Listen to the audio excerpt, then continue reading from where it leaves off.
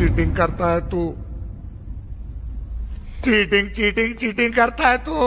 त्रिभुवन विश्वविद्यालय अन्तर्गत स्नातक तह प्रथम वर्षमा पढिरहनुभएका सम्पूर्ण विद्यार्थीहरूमा टियुले भर्खर मात्रै नोटिस जारी गरिसकेको छ कि प्रथम वर्षको चाहिँ अब परीक्षाको सेड्युल चाहिँ यही 2082 असार 29 गतेदेखि इक्जाम हुने भनेर। अरे टेंशन नहीं लेने का, अपन है ना। यस विषयमा धेरै विद्यार्थीहरूका धेरै धेरै जिज्ञासा छन्। धेरै चाहिँ विद्यार्थीहरूलाई यो कुराले धेरै नै डिमोटिभेट गरिसकेको छ भनौँ, अथवा यो अप्रत्याशित निर्णय पनि हो सबैका लागि हुन त। किनकि टियुमा धेरै हरेक कार्यक्रमहरू, हरेक परीक्षा सञ्चालन र रिजल्ट पब्लिकका कुराहरू चाहिँ अहिलेसम्म धेरै ढिलो, सोचेभन्दा धेरै ढिलो हुन्थ्यो भने, तर आजभोलि चाहिँ टियुले यति रफ्तारमा काम गर्न थालेको छ कि सायद योभन्दा अगाडिको इक्जामहरूको रिजल्ट फर्स्ट इयरको अहिले सेकेन्ड इयरमा हुनेहरूको पनि आइसकेको छ, थर्ड इयरमा हुनेहरूको पनि आइसकेको छ भने थाहा नै नदिइकन भनौँ, अझ भनौँ एक वर्षकोलाई चाहिँ अहिले 8-9 महिना भन्दा पनि कमै समयमा चाहिँ यो फर्स्ट इयर पहिलो वर्षकोलाई चाहिँ रुटिन निकालिसकेको छ। अब यो रुटिन सर्छ या सर्दैन यो त टियुलाई नै थाहा होला। गजब बेइज्जती है। अथवा अब मिटिङ बसेर के गर्नुहुन्छ होइन।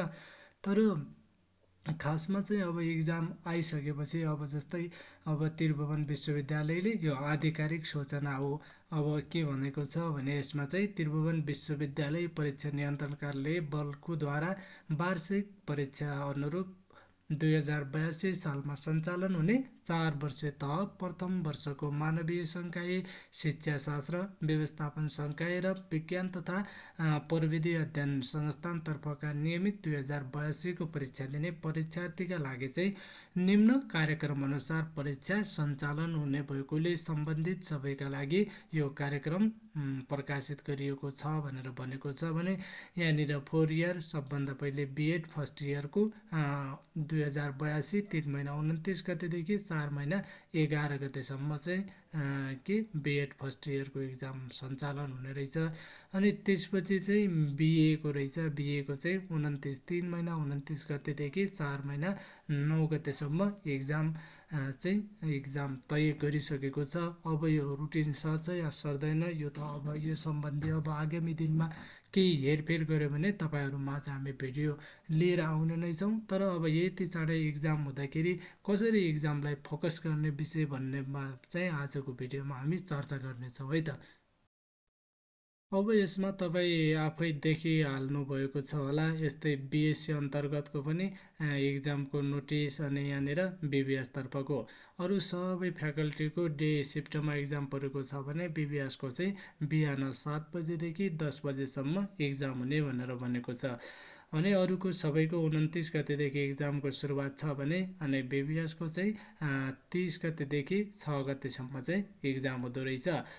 अब जस्तै सबै फ्याकल्टीका विभिन्न सब्जेक्ट होलान् होइन, तिनीहरूमध्ये कुनै च्याप्टरको इम्पोर्टेन्ट कति धेरै होला, कुनै च्याप्टरबाट थोरै मार्क्सको होला होइन, कुनै सब्जेक्ट धेरै गाह्रो हुन्छ होला, कुनै सब्जेक्ट चाहिँ थोरै गाह्रो हुन्छ। अब कसरी म्यानेज गर्ने, आधी नै कोर्स नै कम्प्लिट भएको छैन, अब कसरी पढ्ने, के गर्ने, नोट बनाएको छैन भन्ने टेन्सनमा हुनुहुन्छ भने अब चाहिँ अभी मजा आएगा ना भिडो। अब चाहिँ परीक्षालाई कसरी पास गर्ने, कसरी टार्गेट गर्ने भन्नेमा चाहिँ हामी भिडियोमा चर्चा गर्नेछौँ है त। त्योभन्दा पहिले यहाँनिर पुनः लेखेको छ यो भनेको चाहिँ परीक्षा दिँदाखेरि के गर्न मिल्ने, के गर्न नमिल्ने भन्न खोजेको हो। यो त सबैलाई नै थाहा छ, सबैले योभन्दा अगाडि नै परीक्षा दिएर आइरहनु भएको छ। अब सामान्यतया कुरा गर्दाखेरि चाहिँ अब हामी चाहिँ अहिले एकचोटि अब कसरी पढ्ने भन्नेमा चाहिँ यहाँनिर यो बिबिएस छ त हो, यो बिबिएसको हेरौँ है त। जस्तै अब तपाईँको 30 गतेदेखि इक्जाम हुँदैछ भने चाहिँ अब 3 महिनाको 28 अथवा 29 गतेसम्मका लागि हामीले चाहिँ रुटिन बनाउनु पर्यो। अनि सबभन्दा अब जस्तै बिजनेस इङ्ग्लिस छ, अर्को बिजनेस स्ट्याटिक्स छ, माइक्रो इकोनोमिक्स छ, अनि एकाउन्टिङ छ र प्रिन्सिपल अफ म्यानेजमेन्ट छ भने अब यिनीहरूमध्ये अब दैनिक कति घन्टा दिएर चाहिँ आफूले त्यो समयसम्म चाहिँ सक्छु जस्तो लाग्छ होइन। अब परीक्षामा चाहिँ सबै कोर्स भ्याइन्छ, त्यसरी दिनको 2 घन्टा जस्तै अब सबभन्दा हार्ड लाग्यो कसैलाई एकाउन्टिङ लाग्छ भने एकाउन्टिङका लागि दैनिक 3 घन्टा, यसका लागि पनि 3 घन्टा, एकाउन्टिङ भयो, इकोनोमिक्सको लागि 3 घन्टा, अनि प्रिन्सिपल अफ म्यानेजमेन्टका लागि कम 1 घन्टा, अनि यसका लागि चाहिँ बिजनेस स्टडीका लागि 1.5 घन्टा, इङ्ग्लिसका लागि 1 घन्टा 45 मिनट हो। सुरुमा यसरी चाहिँ टाइम म्यानेज गर्न सकिन्छ। अनि त्यसपछि चाहिँ यो भित्रको पनि कुन च्याप्टरबाट चाहिँ कति मार्क्सको आउँछ, जस्तै यो चाहिँ बिजनेस इङ्ग्लिसमा लगभग 50 वटा च्याप्टर छन् भने अथवा 15-20 वटा च्याप्टर छन् भने कुन च्याप्टरबाट कति मार्क्सको आउँछ त्यो अनुसार चाहिँ टार्गेट बनाएर पढ्ने है त। त्यसपछि अर्को कुरा भनेको चाहिँ रिभिजन गर्दै पढ्नु होला, समझ रहे हो ना? किनकि इक्जामको समय थोरै छ, त्यही भएर सकेसम्म लेख्दै पढ्ने कोसिस गर्नु होला। लेख्दै कोसिस अब युट्युबमा हेरेर त आजदेखि त्यो डेटसम्म त हेरेर भ्याउनुहुन्छ, तर याद रहँदैन। त्यसैले आजभोलि युट्युब अथवा विभिन्न माध्यमहरू, विभिन्न गेस्ट पेपरहरू, विभिन्न गाइडहरू, विभिन्न बुकहरू, विभिन्न सोल्युसनहरू चाहिँ हेर्दाखेरि चाहिँ सँगसँगै लेखेर प्र्याक्टिस गरेर सर्टकट नोट बनाएर जुन चाहिँ इम्पोर्टेन्ट हो त्यो मात्रै बनाउनु होला, किनकि परीक्षामा त्यो एकदमै हेर्नका लागि सजिलो हुन्छ है त।